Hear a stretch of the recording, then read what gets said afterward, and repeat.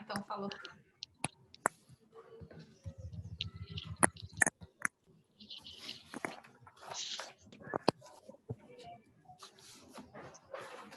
Que é novo.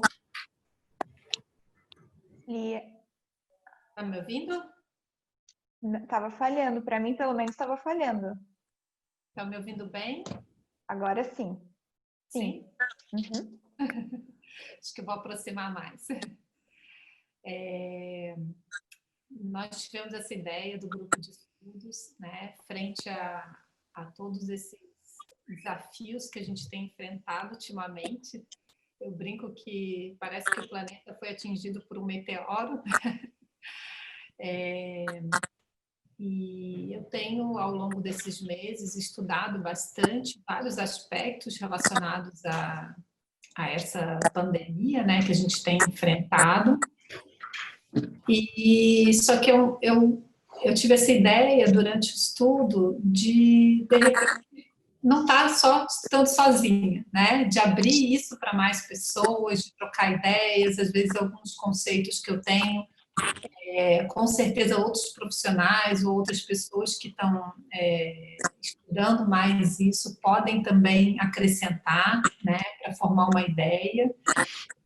Então, eu trouxe hoje uma apresentação só para guiar, né? Então, como a gente tem essa ferramenta do Zoom, sintam-se à vontade para levantar a mão, né, e conversar e falar. Às vezes eu estou falando sobre determinado assunto, que alguém tem um conhecimento mais aprofundado. Então, a ideia é um ambiente de troca, né, e a gente ampliar um pouquinho o conceito, porque é algo muito novo, né, a Covid-19, o SARS-CoV-2, né, são duas novidades que surgiram praticamente aí no começo do ano. Os coronavírus são conhecidos um pouco mais antigos, né, mas eu vejo que está todo mundo buscando, todo mundo tentando entender, e se tem algo bom de tudo isso, que eu tenho observado ao longo desses meses, é essa interação científica, que se ampliou muito, né? Então, a comunidade científica toda se unindo para tentar entender, os congressos sendo online, a ciência tentando não parar, e até muito acelerada, né, no intuito de tentar entender realmente o que está acontecendo. Por coincidência, a minha formação inicial, eu comecei a fazer até a minha iniciação científica na faculdade com a parte de virologia. Então, eu estudava essa interação entre o hospedeiro e determinados vírus, né? Então, eu estudei a dengue, estudei o HIV, tentando sempre entender por que em algumas pessoas a doença se comporta de maneira diferente, né? Mesmo sendo o mesmo agente infeccioso. O que acontece? Eu tenho um agente infeccioso, né? E ele tem um comportamento completamente diferente em diversos indivíduos. Alguns simplesmente não têm sintoma algum, ou têm sintomas leves, e outros têm doenças gravíssimas que podem até levar a óbito. Então, há muitos anos eu me interessei por esse assunto, teve alguns trabalhos muito legais, principalmente com dengue hemorrágico, e agora, do destino, eu vou só pedir para quem está com o microfone ativado, pode desativar, e aí na hora que for falar é só ativar novamente, aí a gente consegue se comunicar bem, tá? Lia, bem tranquilo. Pode falar. Lia, eu ia te avisar mesmo, tu consegue silenciar o microfone dos participantes ali do ladinho?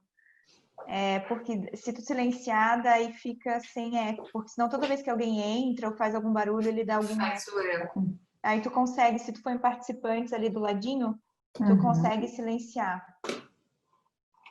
Não estou vendo a opção de silenciar todos. Acho que tem que ser você. Bota esse fone aqui.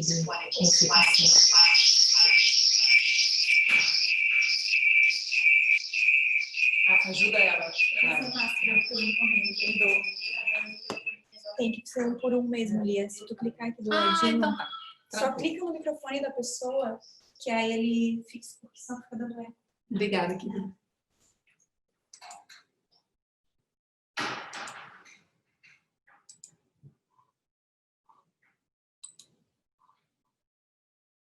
Então, vamos lá.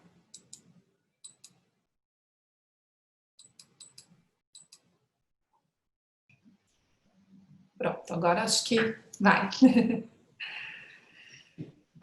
Então, voltando ao nosso assunto, né? O objetivo hoje, então, é começar a entender um pouquinho mais, né, dessa relação entre o hospedeiro, o paciente e o vírus, né? E como que a nossa genética pode estar influenciando nisso.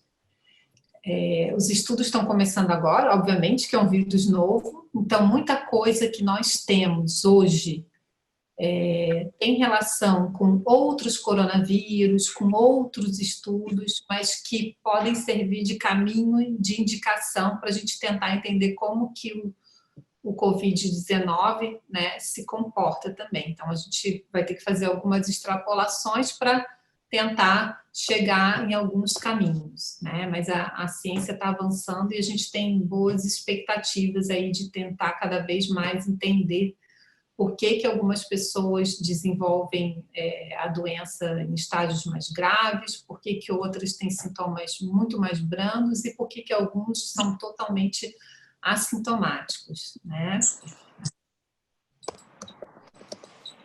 Eu não consegui desativar o microfone de todo mundo, então quem ainda tiver com o microfone ativado pode desativar e aí daqui a pouco, se quiser falar, é só falar, pedir para falar e aí a gente desativa. Tá? É que eu acho que eu não sou administradora da reunião, então não consigo desativar o microfone de todo mundo. Então, vamos lá, pessoal. Deixa eu ver aqui todo mundo.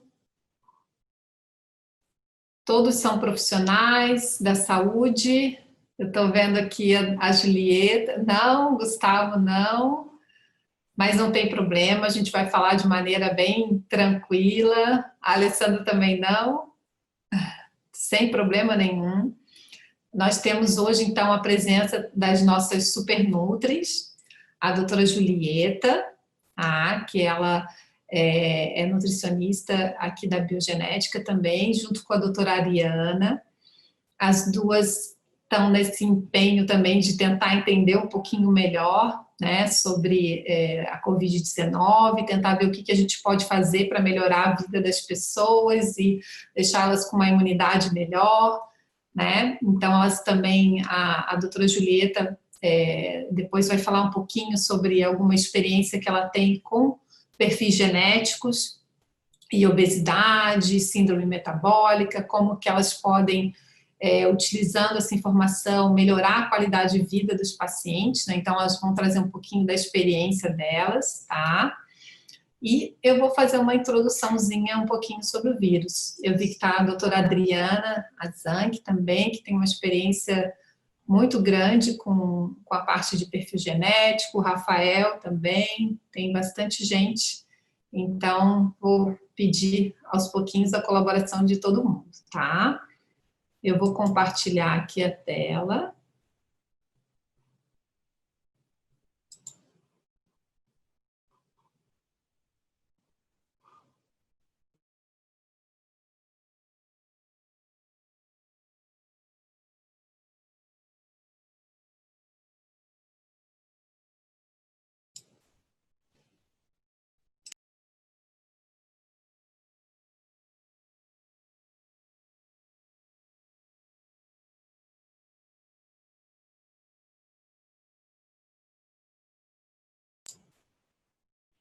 Só um pouquinho que eu descobri que eu não sou administradora. Agora foi.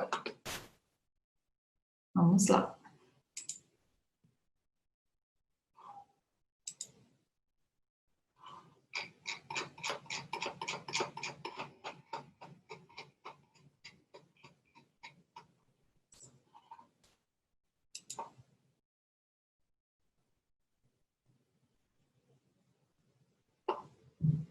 Todo mundo está vendo direitinho? Estão me ouvindo bem também? Sim? Então tá. Vamos lá então falar um pouquinho sobre a Covid-19, né? Então todo mundo já está cansado de ouvir falar esse termo, né? Então, só para recordar, a Covid-19 é a doença que é causada pelo SARS-CoV-2, né? Que é um vírus, um coronavírus novo, é o 7º de uma família de coronavírus que tem a capacidade de infectar os seres humanos, né? Então, esse é o 7º conhecido. Os mais famosos anteriores, a gente tem a SARS-1, né, e a MERS, que são duas doenças também que têm uma sintomatologia muito parecida com o Covid-19, mas os níveis de infecções foram muito menores, né, justamente por alguns aspectos que a gente vai conversar hoje. Então, foram doenças que acabaram ficando mais localizadas em alguns pontos do planeta, não se disseminaram tanto como a Covid-19, justamente por essa habilidade que o vírus tem de um potencial de infecção altíssimo, junto com uma combinação de um receptor que nós temos no nosso corpo e nas nossas células, que é muito ávido por esse vírus. Então, essa combinação explosiva fez com que o vírus se disseminasse amplamente pelo planeta, né, e a gente tivesse aí esses índices altíssimos de infecção e contaminação, tá? O vírus, ele é até bonitinho, né, que são as principais proteínas, e a mais famosa delas é essa proteína S, que a gente chama de spike. É justamente essa proteína que vai se encaixar no receptor, né, das nossas células, que depois eu vou falar um pouquinho sobre esse receptor, e é ela que tem esse potencial muito grande de colar no receptor, assim, de maneira bem simplificada falando, a proteína S-spike, é ela que confere esse poder que o vírus tem de ser altamente infectante, né? Então, ela tem essa propriedade de ter uma avidade muito forte pelo receptor das nossas células, né? Então, por isso que a ciência tem se considerado, né, que ele tem um índice de transmissão muito alto, e parece também que ele tem uma capacidade de perdurar por um bom tempo em alguns ambientes, né? Então, isso também ajuda bastante.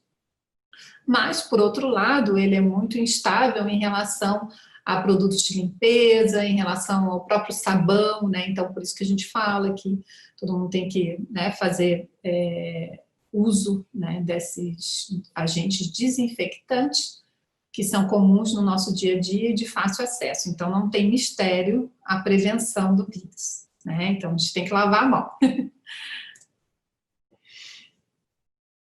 Como que surgiu esse vírus, né? Como que ele surgiu na natureza? Não se sabe, tá? Não tem nenhum artigo que comprove como que ele surgiu. Tem alguns artigos que formulam teorias de como que pode ter acontecido.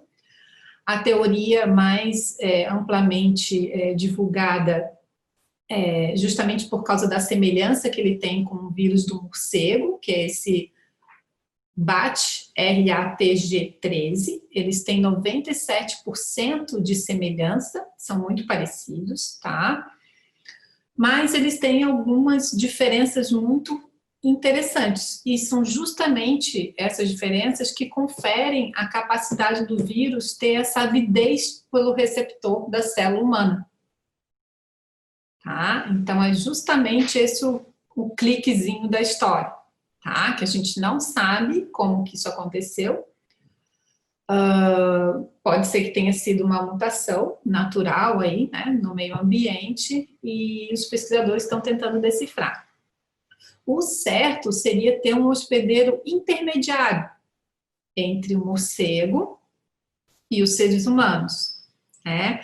Na MERS, por exemplo, esse receptor, esse intermediário eram os camelos, né? No SARS-CoV-2, eles tentaram identificar vários animais. Um deles foi a cobra, mas não foi adiante essa teoria, eles não conseguiram comprovar. E o outro, que é uma teoria mais forte hoje, são os pangolins. Os pangolins são animais que vêm da Malásia e eles entram através de comércio ilegal na China e acha-se que talvez eles sejam os hospedeiros intermediários que possam ter, de alguma maneira, passado esse vírus para a espécie humana. Tá? Então, são tudo suposições, ainda a gente não tem nada comprovado. Por que, então, que algumas pessoas têm doença grave, né, e outras não? Existem vários aspectos, e o primeiro deles pode ser a própria genética viral. Né? Então, o próprio vírus, ele é diferente em determinadas populações. Então, se a gente observa que a gente tem o genoma dos vírus sequenciados em diferentes países. Então, a gente tem na China, na Austrália, nos Estados Unidos, no Japão, na França, na Alemanha, e eles têm sequências diferentes em alguns pontos.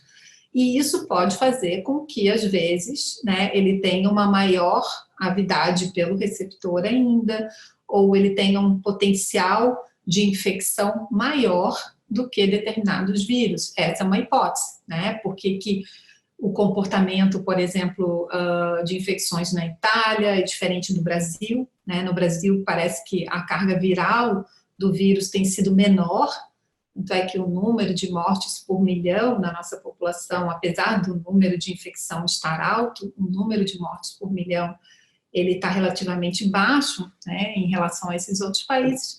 Então, especula-se que uma das possibilidades seria o próprio genoma do vírus diferente, tá? E a outra possibilidade é a nossa genética, a genética individual do hospedeiro, né? Então, nós temos várias possibilidades em relação à nossa genética individual. A primeira delas é o próprio potencial de infecção. Então, a entrada do vírus na célula, tá? Como que acontece isso? Eu falei para vocês que aquela proteína S, ela vai se ligar a receptores, né? E esses receptores estão nas nossas células e eles são codificados por genes que estão no nosso genoma. Só que existe uma variabilidade de um gene para o outro, né? De uma pessoa para outra. Existem polimorfismos genéticos nesses genes que vão fazer com que os receptores de cada pessoa sejam diferentes. Tá? Então, essa entrada do vírus dentro da célula, esse potencial de infecção, ele pode ser diferente de uma pessoa para outra.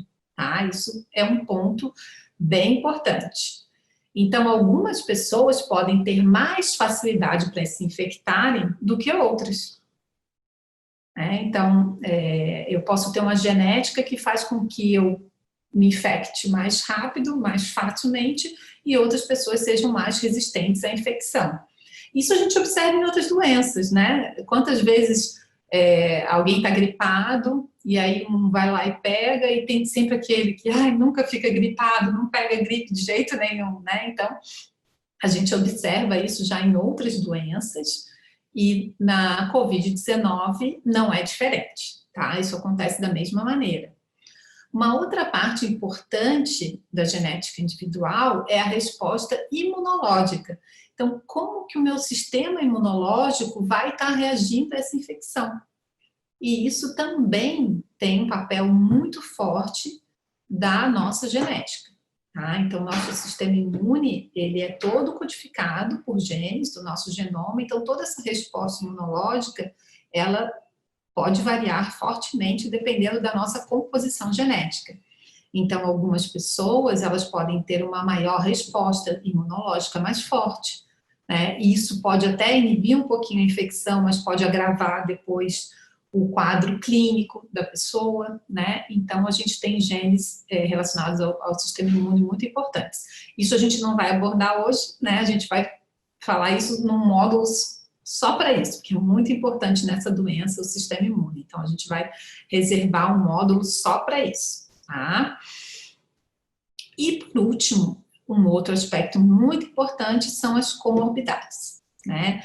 Então, a gente sabe que os principais fatores de risco para o desenvolvimento, né, da Covid-19 de maneira mais grave são a idade, né, a própria idade, e alguns aspectos como outras doenças ou comorbidades, como a gente chama. Então, algumas delas são a obesidade, ela possui uma relação muito forte com esse agravamento da Covid-19, diabetes, hipertensão, doenças cardiovasculares, né? Então, em menor grau, algumas alterações respiratórias, tudo isso pode estar influenciando também.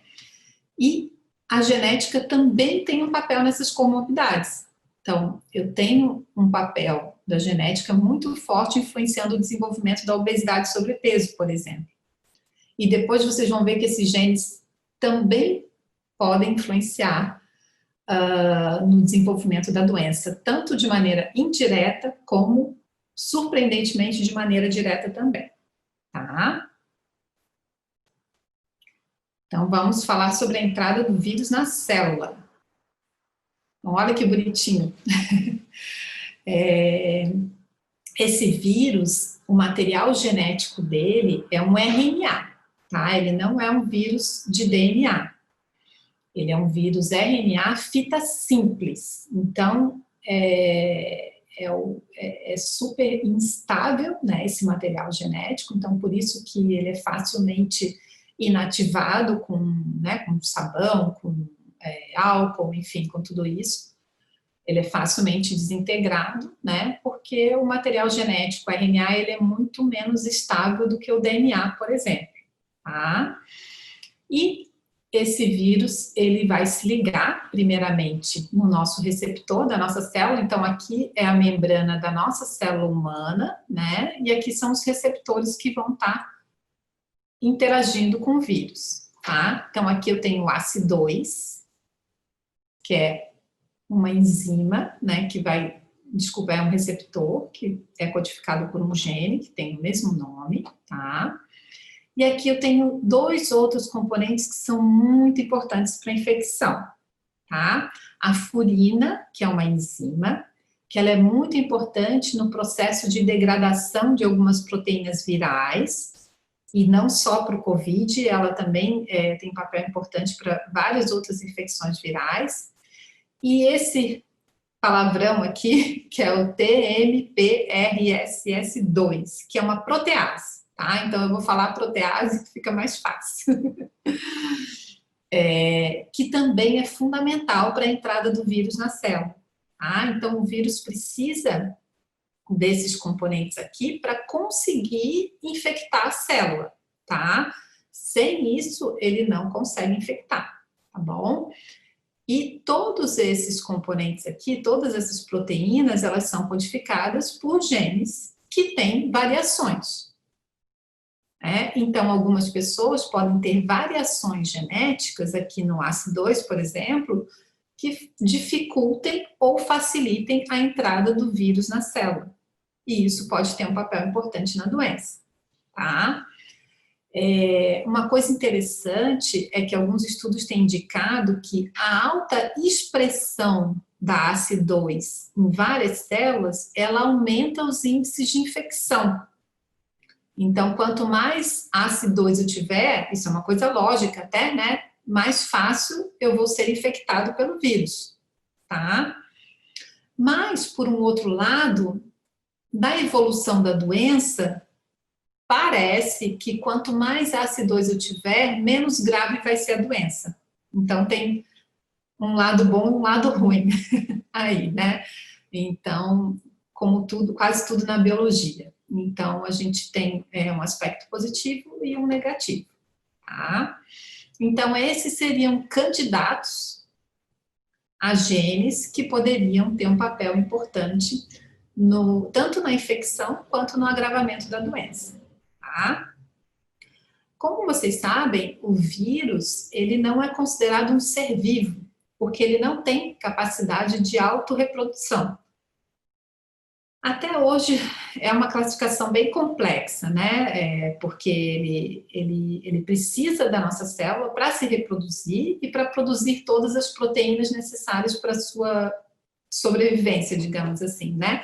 Então, quando ele entra na célula, ele passa a ser só um RNAzinho, né? E aí depois ele, de novo, né, adquire o envelope, todas as proteínas necessárias para poder sair da célula e infectar outras, né? Então, por conta disso, até hoje ele fica num limbo, né? Não é um ser vivo, mas ao mesmo tempo tem papel fundamental. E só para complementar, deixa eu ficar aqui para cuidar da hora e não deixar vocês que eu falo a beça, né? Então, vamos controlar aqui. Todo vírus é ruim, né? Porque ultimamente, quando a gente fala em vírus, a gente pensa só em coisas ruins. Então, esse é um conceito muito equivocado também. Vocês já devem ter ouvido falar, e depois a gente vai ter um módulo só sobre isso, né? Que a gente tem uma microbiota.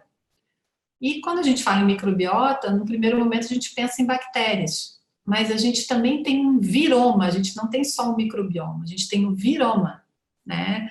E o viroma, ele nada mais é composto por vírus, tá? Que não necessariamente são patogênicos e que fazem parte da nossa flora normal. E muitos deles são importantes e positivos e estimulam até a nossa imunidade, têm um papel importante no nosso organismo, inclusive para eliminar bactérias patogênicas, tá? Tem vírus que são usados hoje até como terapia, né? Como terapia contra determinados micro-organismos patogênicos.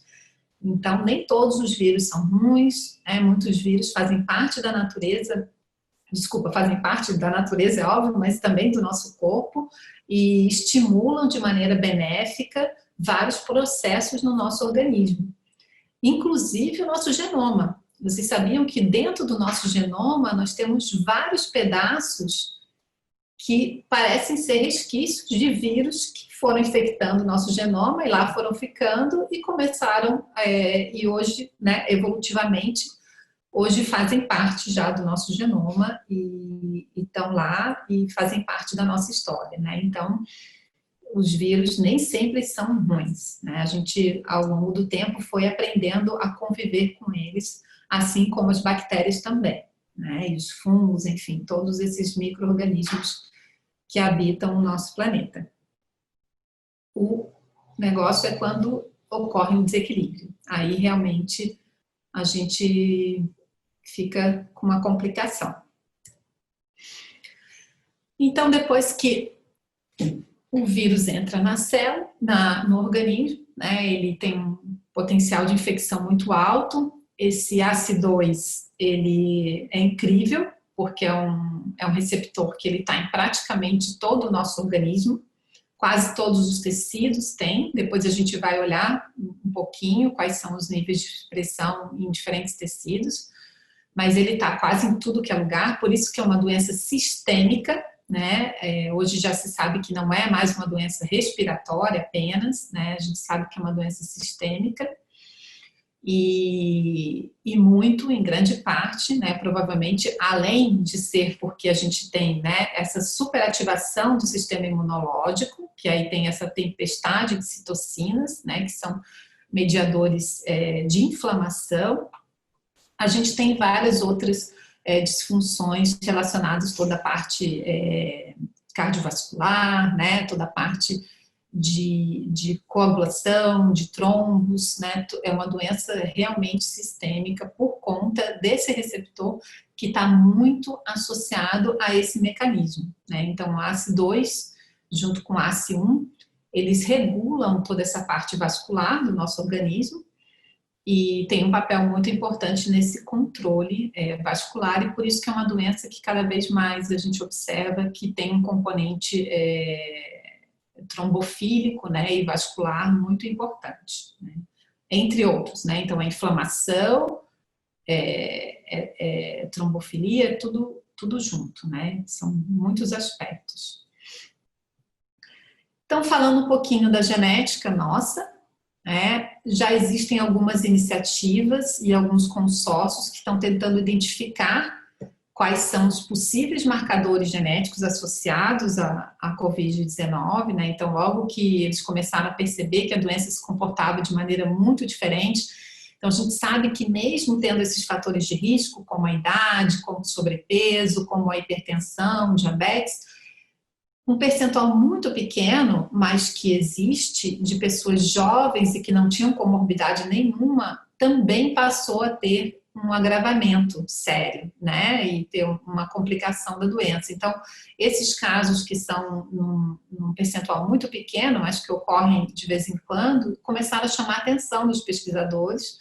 Eles começaram em busca de possíveis genes que podiam estar influenciando nesse aspecto, né. Então, a gente sabe que em outras doenças infecciosas isso também acontece, nas infecções por micobactéria, por exemplo, também tem algumas pessoas que, até mesmo tomando a vacina da tuberculose, podem desenvolver sintomatologia, né? Então, eles começaram a pensar, será que o Covid também não tem esse aspecto de pessoas que nem são grupo de risco desenvolverem por conta de alguma alteração genética importante, né? Ainda não se achou nenhum gene nesse sentido, né? O que a gente achou são relações que acontecem na população como geral, né?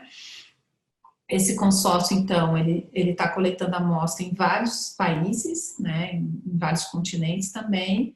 Aqui no Brasil, eu tive a grata surpresa de saber hoje que tem uma ex-colega minha até do mestrado, que ela está liderando também um consórcio para tentar entender um pouquinho da genômica, né, do Covid. Ela sempre trabalhou com dengue também, a gente trabalhava com dengue, e agora ela montou um consórcio para estudar um pouquinho a genética dos pacientes aqui no Brasil, né? Então, acho que também deve avançar bastante nesse sentido, tá? E aqui foi um estudo muito legal que foi feito na Dinamarca, que eles pegaram alguns desses receptores que eu falei para vocês, das células, né, que é o ACE, aquela outra protease, e viram como que era a expressão desses receptores nos diferentes tecidos, tá? Então, vocês podem observar, que aqui eu não estou enxergando, mas eu acho que o de cima é porque a fotinho de vocês está bem em cima, mas eu acho que o de cima é o ACE2, o primeiro, não, o segundo é o ACE2, né? E o TMSSR é o primeiro, tá? Então, se vocês forem observar, a expressão mais alta do ACE2 é principalmente no intestino, nos testículos, e também tem a parte cardíaca, né? Tem a parte pulmonar. Esses outros dois genes também são de proteases, que também têm um papel importante na entrada do vírus na célula. E vocês podem observar, tá tudo azul escurinho, que é quando tem uma expressão mais alta. Então, eles também estão disseminados pelo corpo todo, em quase todos os tecidos eles têm uma expressão bem elevada, né? Então, isso potencializa a capacidade do vírus de infectar diversos tecidos do corpo, né? E são também marcadores possíveis para a gente tentar entender essa susceptibilidade, né, de desenvolvimento tanto da doença quanto de agravamento, tá? Se alguém quiser falar, pode levantar a mãozinha ali, que eu acho que aparece para mim, tá bom? Mas a gente vai seguindo e aí depois também a gente pode conversar especificamente sobre cada um desses aspectos. Então, o primeiro gene que a gente vai falar é o ACE2, né? Então, a gente tem aqui de novo uma figurinha, né, dele, do mecanismo. Então, o vírus se liga e aí ativa toda uma cascata, né? E quando o vírus não se liga, o papel fisiológico dele é de modular diversos eventos no organismo, né? Então, tem papel tanto na parte de fibrose, de trombose, né, vasodilatação, a parte de proteção vascular. Então, tem que ter um equilíbrio muito grande entre o ACE2 e a ACE1. Esse equilíbrio vai fazer com que o organismo fique saudável. Se eu tenho infecção pelo vírus, que vai no ACE2, eu já não tenho mais esse equilíbrio entre a ACE1 e a ACE2. Tá? Por quê? Porque a ACE2, ela está toda tomada lá pelo vírus, né? E esse desequilíbrio, então, começa a acarretar as consequências e as sintomatologias da doença, tá? É óbvio que não é só esse processo, eu estou focando agora nesse momento pontualmente, né? Mas esse é um dos mecanismos que a doença se inicia e começa a sinalização toda, né, de inflamação e toda a parte de alteração vascular, tá? Então, aqui os dois aspectos, né, o tecido saudável, sem infecção, então eu tenho uma homeostasia entre esses dois receptores, né, que é a ACE1 e a ACE2. A ACE1 não é infectada pelo vírus, né, então o que que acontece? Como ela não é infectada pelo vírus, você vai ter uma desregulação, né, um down regulation aqui da ACE2, uma alteração, e aí eu vou ter todas essas alterações, né, como um aumento da resposta imunológica, várias permeabilidade vascular, enfim, várias consequências que podem desencadear processos que agravam a doença, né?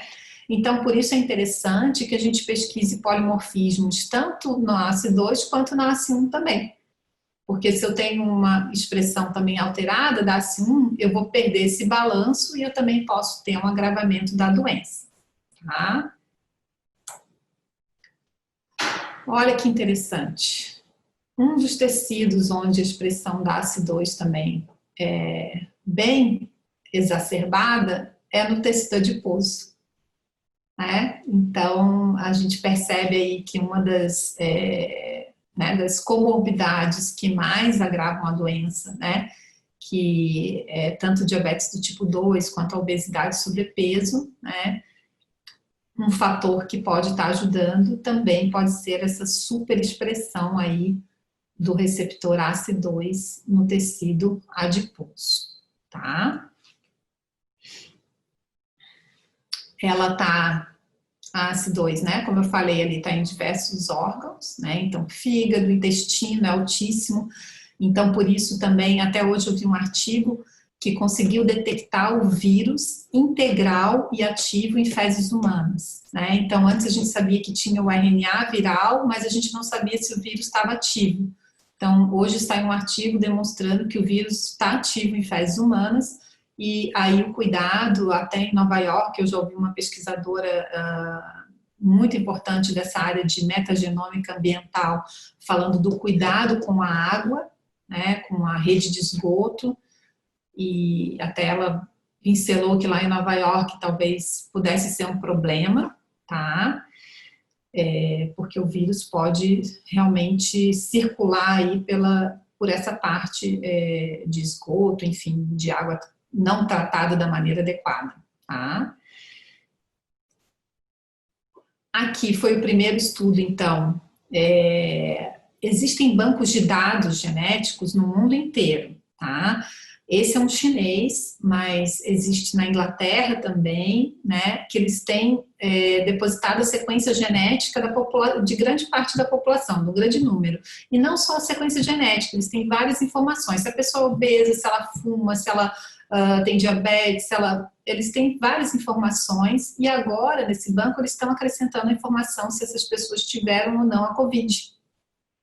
Então, esses pesquisadores estão pegando os dados desses bancos, né, que têm populacionais, e estão tentando ver se eles acham algum gene associado ao desenvolvimento da doença ou o agravamento dela, tá? Então, esse estudo, na verdade, aqui eles não chegaram a testar muito as associações, eles focaram mais na frequência e quais eram as variações genéticas, os polimorfismos no gene da ACE2. Então, eles viram, por exemplo, esse aqui, ele tem em diferentes populações, né? Já esses outros aqui, eles são mais raros, né? Então, não são, assim, tem que ser investigado, obviamente, mas em nível populacional, em nível de população mundial, talvez não sejam marcadores interessantes, né? O ideal é que a gente encontre marcadores que estão amplamente distribuídos em diversas populações do mundo, né? Mas também é uma possibilidade, tá? Depois, tem alguns estudos, aqui até o francês lá, do estudo polêmico da hidroxicloroquina, né? Ele também fez uma revisão bem interessante sobre o papel da ACE2, né, do receptor e dos polimorfismos genéticos. Ele acredita nessa possibilidade, né, de que esteja envolvido no agravamento da doença e no potencial de infecção. E aqui, muito interessante, um estudo com a ACE1, que é um marcador até que a gente usa para endurance, né? Que ele diz as pessoas que têm potencial mais para exercícios de força ou de resistência, e ele estava associado com a síndrome pulmonar, né? De insuficiência pulmonar aguda grave. Então, como fator de risco aumentado para mortalidade por essa síndrome pulmonar, que é uma das consequências da doença, né? Então, esse não foi testado com Covid agora, mas ele é um marcador com potencial para ser testado em pacientes que tenham Covid-19, né? E os que evoluem realmente para essa insuficiência pulmonar grave que tem acontecido nos pacientes que precisam aí de ajuda para, né, como respirador, enfim, precisa de um suporte hospitalar intenso, tá? Então, é um marcador bem interessante a ser investigado, tá bom? Aí, o gene daquela protease que eu falei, também não foi ainda estudado para Covid-19, mas para o H1N1, por exemplo, ele teve uma relação, e para algumas outras tipos de influenza. Então, é um receptor que realmente está envolvido na parte da infecção viral e pode também estar influenciando, tá? Os genes daquelas outras duas proteases que eu falei antes, que também estão expressos em quase todos os tecidos. Aqui é interessante que ele está associado à hipertensão. Então, isso é que está sendo mais legal desse estudo todo que eu tenho percebido. Muitas vezes eu vou olhar o receptor, ou que está associado à entrada do vírus na célula, mas aí você vai olhar os polimorfismos genéticos, eles estão associados a vários processos que têm a ver com a comorbidade também. Então, tá tudo integrado, assim, é muito interessante, né? A ACE também está associada à síndrome metabólica, não só a entrada do vírus na célula, né? Então, tá tudo interligado. E começa a fazer mais sentido, né? Quando você pensa na doença em nível sistêmico, em todas, né, esses fatores de agravamento, isso começa a fazer muito sentido. Então, um receptor que está associado à entrada no vírus da célula, num estudo mostrou que ele tem relação com um aumento de risco para desenvolvimento de hipertensão, tá? Mas para COVID ele ainda não foi testado, tá? Esses grupos de pesquisa agora estão indo atrás disso. O gene da furina, que também é muito promissor, tá? A furina, ela é uma enzima que ajuda o vírus a entrar na célula também, super importante em várias infecções virais, como na hepatite, por exemplo. Então, na hepatite B, um polimorfismo no gene da furina, ele está associado ao maior potencial de infecção do vírus e também é um marcador de prognóstico da doença, tá? Então, também é um gene super promissor e que provavelmente tem relação com a COVID também. E olha só que legal, está associado com síndrome metabólica, tá? Então, ele está associado com infecção viral e também está associado com a síndrome metabólica, né? Então, tá tudo interligado. A gente tem que montar o quebra-cabeça agora para saber o que fazer com isso. E depois, no final, a gente vai ver o que a gente pode fazer, né, para melhorar todo esse cenário. Também está associado com hipertensão, a furina, o gene da furina, tá? E agora, as comorbidades, né? Então, a gente falou um pouquinho sobre a entrada do vírus na célula e os possíveis polimorfismos associados. Existem outros, tá? Porque são receptores que estão relacionados ao sistema imunológico, aí a gente vai conversar quando a gente for falar sobre o sistema imune. Então, hoje eu trouxe os que não têm relação direta, que não são receptores do sistema imune de maneira direta, tá? Mas na próxima semana, a gente, quando for falar sobre imunidade, aí a gente conversa sobre outros receptores. O ACE2 não é o único receptor para o vírus, tá? Tem o CD, também 157, se eu não me engano, depois eu confirmo na semana que vem, que também é um receptor para o vírus, tá? O ACE2 é o principal e o mais abundante no nosso corpo, no nosso organismo.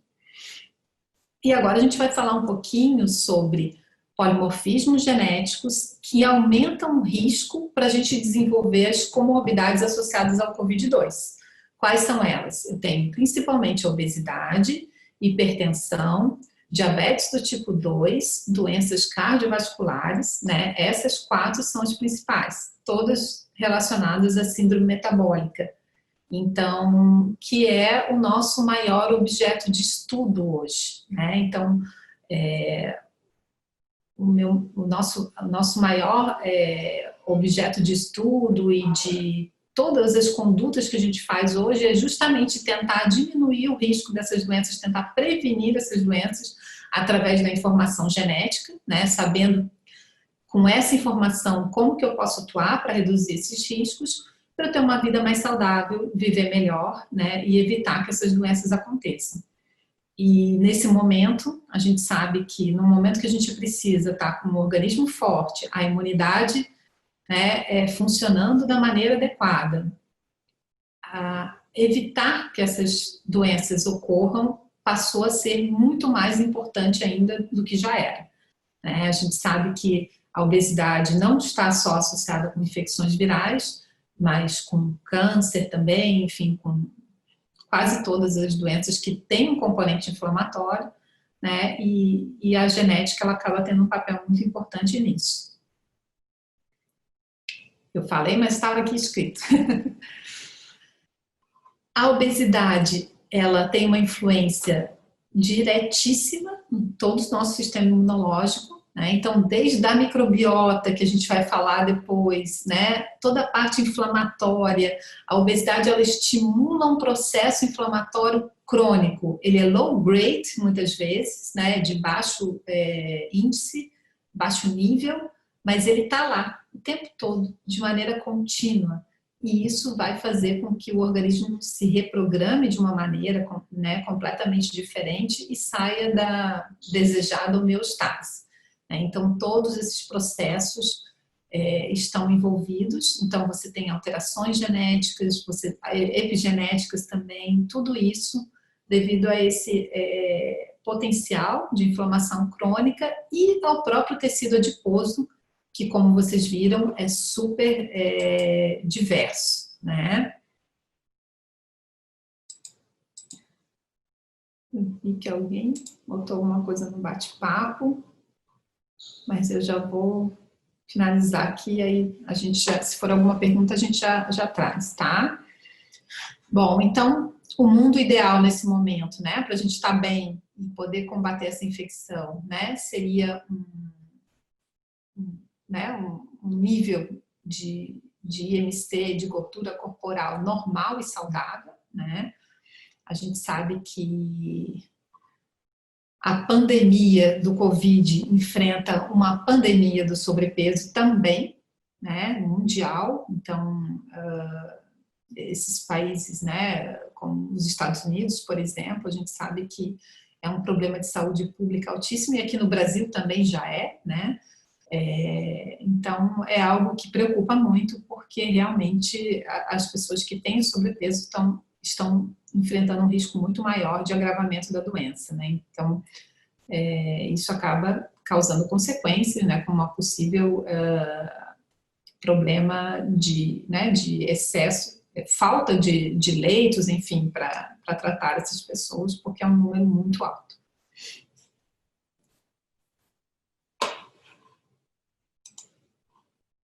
Então, como eu tinha falado, né, esse processo de acúmulo de gordura, ele acaba causando uma hiperinflamação, e isso faz com que eu tenha um sistema imunológico hiperativado, né, e que não vai estar em equilíbrio.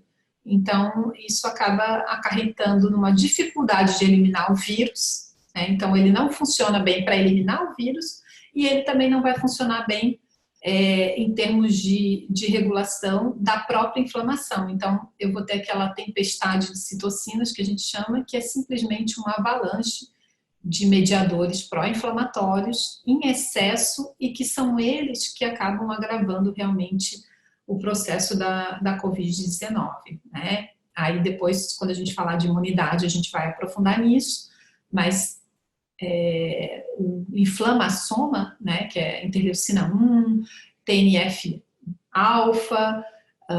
interleucina 18, todas elas em excesso vão fazer com que o paciente realmente entre num estado mais grave da doença.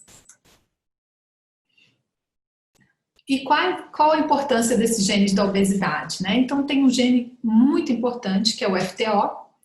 O FTO, ele não é só o gene da obesidade, tá? Ele é conhecido como gene da obesidade, mas ele é muito mais do que isso. Para vocês terem uma noção, o FTO codifica uma proteína que é uma demetilase. Vocês sabem o que ela faz? Ela metila o RNA, né? Então, até em termos de vírus, ela é importante, porque ela tem a capacidade de metilar o RNA. Então, tem vários artigos que descrevem que ela tem um papel importante também na imunologia viral.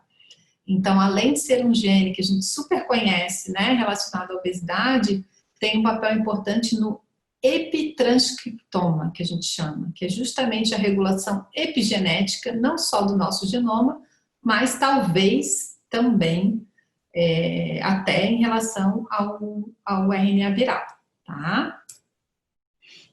É um dos genes mais bem estudados relacionados à obesidade e sobrepeso, né? Foi o primeiro a ser descrito como associado à obesidade e sobrepeso. Ele está espalhado em diversos grupos étnicos, né? Esse alelo, essa variante genética. E quem tem a letrinha lá, A, né? Depois, quem quiser se interessar mais, aprofundar, a gente tem um curso só sobre essa parte de nutrigenética. A gente pode estar passando depois o link para vocês se inscreverem, aí a gente conversa mais aprofundadamente sobre isso, mas a gente tem esse polimorfismo, que é uma mudança, né, de um alelo por outro, e esse alelo de risco é o alelo A.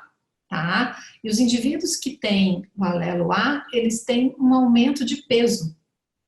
E isso é ruim? Pode ser, porque aumenta o risco de desenvolvimento de sobrepeso, mas é totalmente contornável. Então, hoje a gente sabe que com a dieta adequada e com o exercício físico, você consegue silenciar, né, esse gene da obesidade. Tá? O alelo A, ele acaba não tendo o efeito de aumento de risco quando eu tenho a dieta adequada e quando eu pratico atividade física. E o lado bom é que essas pessoas têm uma maior força muscular também, por incrível que pareça. Então, isso a gente descobriu que a gente estava avaliando alguns atletas e identificamos que muitos atletas tinham o gene da obesidade, né? E isso foi gerando uma certa inquietude. E depois de um momento a gente percebeu que realmente essas pessoas têm uma preponderância de fibras musculares que fazem com que essas pessoas tenham uma potência aumentada, né? Então, como os atletas praticam muita atividade física, eles não têm o risco de obesidade devido à presença desse gene, tá? Então, aqui tem vários polimorfismos, o mais estudado é esse aqui, o RS 9939609, tá? Super bem estudado. E a gente sabe que as pessoas que têm esse marcador e fazem a dieta adequada, além de minimizarem o risco de terem obesidade e sobrepeso, eles conseguem ter uma melhora na parte de colesterol, de LDL e de inflamação também, tá? Ah, mas qual seria a dieta adequada e qual seria o exercício adequado? O exercício de média a alta intensidade, 3 vezes por semana, pelo menos, né? No mínimo 150 minutos semanais. E a dieta indicada para esses indivíduos, ela tem um pouco menos de calorias, tá? Então, são indivíduos que, quando estão sobrepeso, se beneficiam de um controle calórico, tá? E uma dieta com menores índices de gordura, principalmente a saturada, tá? Então, essas pessoas que têm essa variação vão se beneficiar muito bem, muito, por exemplo, de uma dieta mais plant-based, né? Mais com plantas e proteínas magras, de boa qualidade, e também o carboidrato integral, né?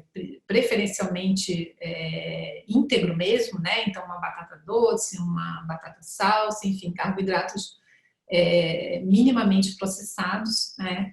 Vão favorecer também a dieta desses indivíduos, tá? Aqui, como eu tinha falado, é uma demetilase, então ela talvez tenha um papel até na parte de metilação do RNA, inibindo o RNA viral. Isso é uma possível teoria aí, que mais para frente talvez a gente possa entender um pouquinho melhor. Aqui são todos os mecanismos que esse gene atua, tá? Diversas vias. Como a gente está com o tempo apertadinho, eu não vou poder aprofundar, tá? Mas depois a gente pode conversar só sobre isso. E aqui a importância dele também para a parte de resistência à insulina, tá? Então é um gene que não influencia só na obesidade e sobrepeso, mas também no desenvolvimento de diabetes do tipo 2, que é outra comorbidade que a gente quer evitar, porque ela também está associada ao risco de agravamento para a Covid-19, tá? Outro gene super interessante, que é o ADPOC, que é o gene da adiponectina. Tá? Esse gene, por que ele é legal? Porque ele está associado a diabetes do tipo 2, obesidade também. Pessoas que têm essa variante genética têm uma tendência a ter níveis diminuídos de adiponectina. Isso faz com que o risco de diversas doenças ocorra, tá? Além do diabetes do tipo 2 e da obesidade, olha que interessante, também está associado à doença pulmonar crônica obstrutiva, tá? E síndrome metabólica. Então, esses genes também que estão associados à comorbidade também podem estar associados a determinados sintomas da doença, tá? Por último, um outro gene também relacionado à obesidade e sobrepeso, que é o PPRG, que também tem um papel importante aí. Na população brasileira, a gente fez um estudo que a gente está para publicar agora, relacionando que na nossa população ele é o gene mais importante em relação ao aumento do peso, tá? Então, na nossa população, geneticamente, o PPR-gama, ele é um gene que faz com que os brasileiros tenham um aumento de peso considerável.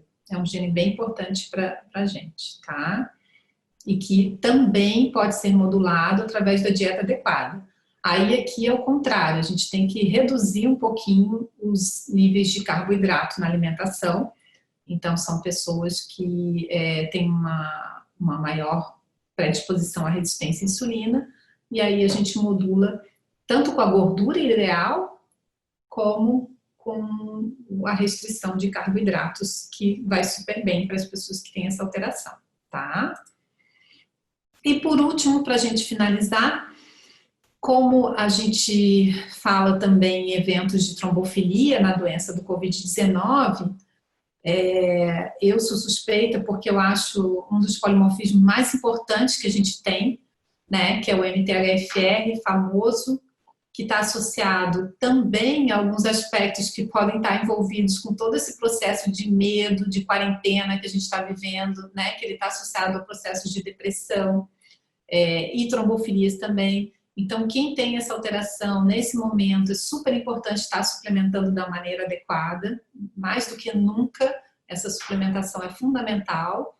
A gente sabe que alguns profissionais, durante o tratamento do Covid, estão até utilizando anticoagulantes, então é super importante estar com essa suplementação em dia, né? Quem tem esse polimorfismo, é muito importante que esteja bem suplementado para tentar minimizar ainda mais os riscos, tá? E o PAI-1, que também é um outro gene que está associado à trombofilia e que é super importante e que também pode ter aí uma influência no agravamento da doença, tá? Que está muito associado a doenças cardiovasculares, que é outro comprometimento. Bom, pessoal, falei até mais do que eu gostaria, mas é que é muita coisa, é um assunto muito rico.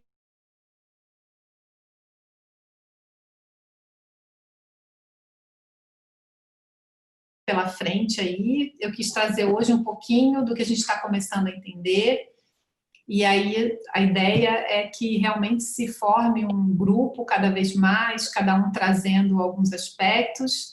Eu vou dar a palavra primeiro para a doutora Julieta, para ela falar um pouquinho sobre a experiência dela, a Ari também, que quiser complementar, e quem quiser falando, eu vou olhar aqui no chat, vamos ver.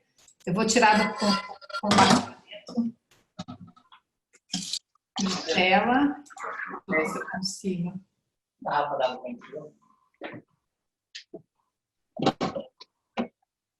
Quer alguma ajuda? Vamos ver se eu consigo tirar. Você já acabou? Ah, consegui. Agora estou vendo todo mundo. Vamos lá. Podem, quem quiser... Bom, tem bate-papo aqui. Oi. Ah, que bom. Vamos lá. Ah, eu vou para roupa agora. Julieta, quer falar um pouquinho? Tá me ouvindo bem? Tá me ouvindo? Tá me ouvindo? Estou ouvindo. Não, não precisa se preocupar. Tá ótimo. Então, maravilhosa a apresentação, né, Lia? Muito obrigada. Esclareceu muitas coisas que eu não tinha tido acesso ainda, acho que para todos nós, né?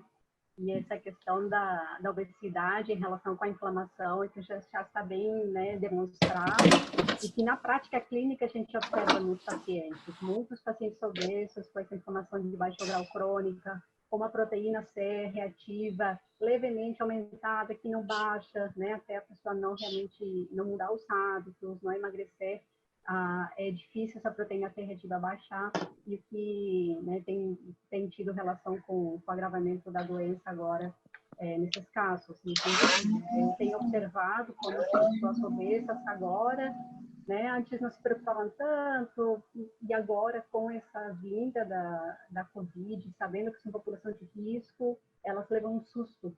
Às vezes não são idosas, às vezes ainda não têm hipertensão, não têm a síndrome metabólica toda, mas quando vão ver o preço, elas acabam se assustando. Na prática clínica, o que eu tenho observado em relação a isso é que quando há uma mudança de hábitos, mesmo com o emagrecimento de um obeso que ainda não atinge um peso saudável em termos de IMC, às vezes fica no sobrepeso, às vezes só emagrecer uns 2, 3 quilos, isso já pode trazer grandes mudanças para o organismo. As pessoas passam a se sentir melhor, os níveis de inflamação começam a diminuir, e isso, claro, no decorrer do tempo, a pessoa mantendo os novos hábitos, acaba melhorando cada vez mais. Mas eu digo isso porque alguns obesos ficam preocupados em que não vai dar tempo de emagrecer o suficiente até isso tudo passar, e tem medo de pegar a doença antes, né, tomar contato com o vírus antes e agravar. E isso pode ser estimulante também para a tentativa do emagrecimento. Se for um emagrecimento saudável, mesmo que de poucos quilos, já pode fazer muitas diferenças para o organismo e habilitar a que a doença não se agrave tanto, caso a pessoa venha a desenvolver. Então, não sei que outras pessoas querem falar, vou ficar por aqui, mas se houver algum outro assunto que vocês queiram que eu contribua, é só perguntar, tá? Obrigada, querida. A Julieta e a Ares, duas têm tido bastante experiência, acredito que a doutora Adriana também, né? Tratando os pacientes realmente com conhecimento da genética, né? E isso acaba ajudando muito, porque você sai daquela tentativa e erro, já vai de uma maneira muito mais assertiva, né? Sabendo o que cada um precisa, e aí os resultados acabam sendo mais efetivos e mais rápidos também, né? Então, é muito interessante. Pode falar.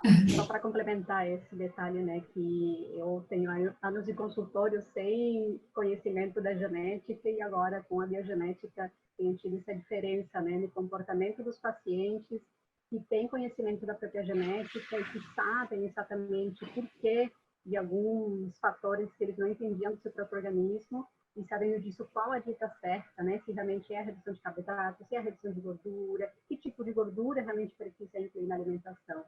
E esse conhecimento fundamental, a pessoa se conscientiza e ela consegue aplicar muito mais, de forma muito mais assertiva, não só da nossa parte orientando, mas do conhecimento do próprio organismo colocando em prática. Então dá muito mais certo. E até pessoas que às vezes achavam que tinham alguma genética que aumentasse o risco de obesidade e não tem, elas começam a se dar conta que há outros fatores, que além de fazer a dieta certa para a genética, talvez elas estão tendo ansiedade, estão comendo em grandes quantidades. Então, até o descarte de ter o FTO, por exemplo, né, com polimorfismo, ajuda no próprio emagrecimento, porque a gente tem muitas pessoas que não tem um FTO com polimorfismo, que tem sobrepeso. E a gente vai ativa, né? A Ari quer falar alguma coisinha? Oi, oi, Lia. Não, eu tô concordando com a Julieta, que é isso mesmo, né? De que quando a pessoa sabe realmente os seus resultados genéticos, fica bem mais fácil. A aderência à dieta fica bem melhor, né? Porque a pessoa ela tem certeza do que realmente, de que aquilo tem uma fundamentação científica de fato. Então, a gente sai bastante do achismo, isso ajuda muito. Eu não vou falar muito hoje, porque acho que eu vou deixar minha parte mais para a semana que vem, que a gente vai falar um pouquinho mais de imunologia e outras coisas, até para não me estender muito, mas se alguém tiver alguma dúvida, eu e a Julieta estamos aqui para esclarecer. Obrigada, Então, Lia. eu não tá aparecendo aqui para mim todo mundo agora, mas tem a doutora Clara, que é médica e tem participado amplamente comigo aí nos estudos relacionados ao Covid, foi minha companheira aí de quarentena por um bom tempo. E também tem bastante essa experiência, né, de tratar do paciente com base no perfil genético, né, ela é médica de família, também fez a parte de medicina integrativa, então também tem me ajudado bastante a ter esse olhar, né, que muitas vezes a gente foca ali na bioquímica da coisa, no receptor, né, e ter esse olhar integral de maneira, né, do cuidado do paciente, tudo. Não sei se ela quer trazer também alguma coisinha sobre o que tem estudado, que não tem sido pouco, sobre o Covid, sobre tudo isso. Clara, quer trazer alguma coisa? Só falar rapidamente, não vou me estender muito também. Eu estou sem câmera, eu acho, só um pouquinho. Vou colocar aqui a câmera. Não vou me estender muito também. Eu tenho, né, colegas médicos têm trazido essa questão da obesidade como os pacientes mais novos que realmente estão complicando, em geral, o que tem se visto que realmente tem sido os pacientes que têm obesidade, síndrome metabólica, né? E isso preocupa bastante, justamente por esse fator que a Lia falou, que a gente tem uma epidemia bem grande, né? Inclusive na população mais vulnerável, que é o que a gente tem bastante receio, né, de uma grande explosão de casos né, de pacientes mais vulneráveis. Esses pacientes, em geral, atualmente são muito obesos também, né? Então, e se associa também à parte nutricional, que às vezes os pacientes que são mais vulneráveis também não têm também a nutrição tão boa quanto a gente, né? Então, além da obesidade, do processo inflamatório, né, crônico,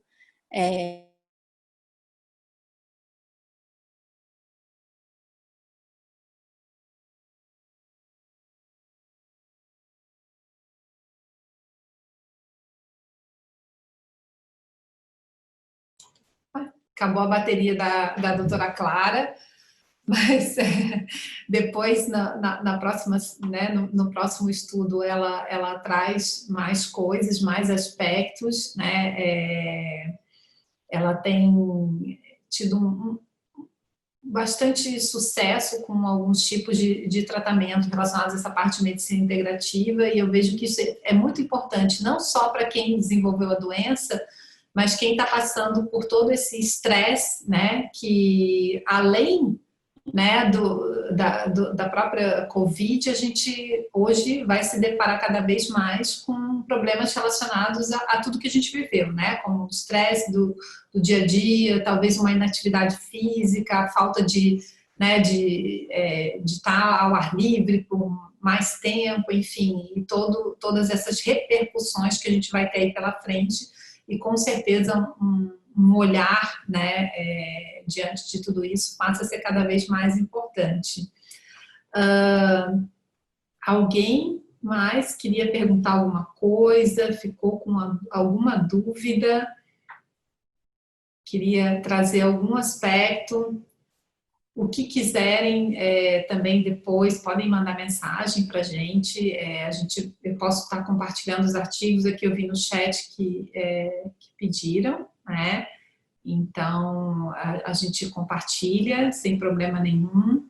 E também ao longo da semana, se quiserem né, trazer mais alguma coisa, se leram algum artigo, alguma outra coisa que acham legal estar compartilhando com a gente, eu vou ficar super grata, tá? Alguém tem mais alguma pergunta? Se não, a gente vai encerrar por aqui hoje. Eu queria muito agradecer a presença de todos vocês. Isso é uma construção de conhecimento, né? Não é algo que vai ser instantâneo, e cada vez mais as pessoas têm que se unir para estar potencializando todo esse conhecimento, né? E a gente conseguir melhorar a vida nossa e dos nossos pacientes. Tá bom? Um grande abraço para todo mundo e até mais. Tchau, tchau. Tchau, muito obrigada. Gostei Obrigada. muito bom. Ah, que bom, obrigada. Tchau. Obrigada.